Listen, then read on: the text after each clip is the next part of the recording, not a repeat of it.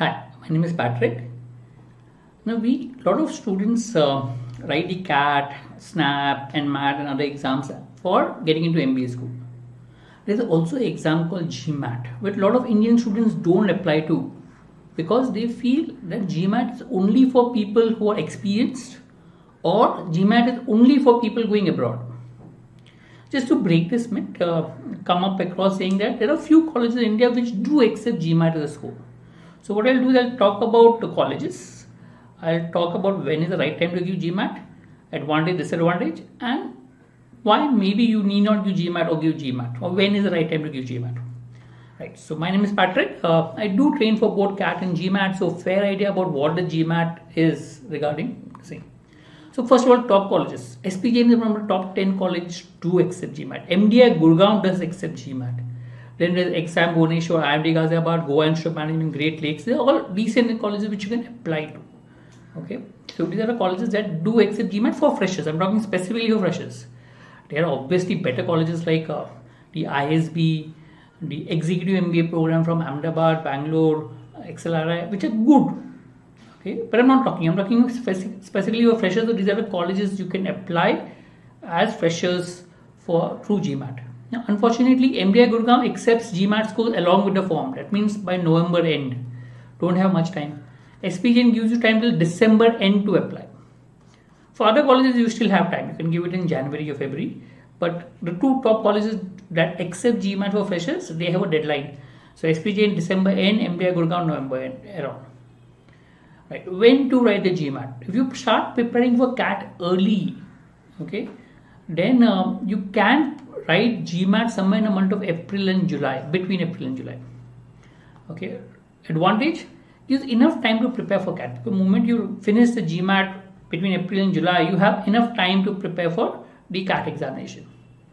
Also, makes sense to write early because MDA has a deadline in November, so application date.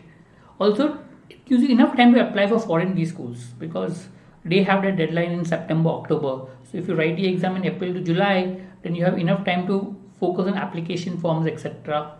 and go about it. So that's how it happens. But yes, if you start a bit late, then maybe you can write in December because SPJM accepts GMAT score for December end. Right? So depending on what you're looking at and what are your priorities, you can focus on writing GMAT in a particular time period.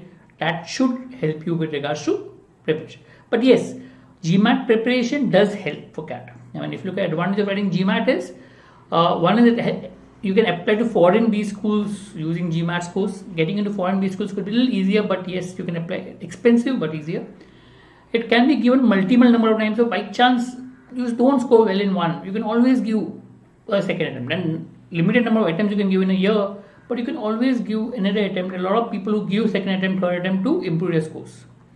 Scores are accepted. So if you give an exam today, maybe for next 2 or 3 years, you can use their scores for application purpose.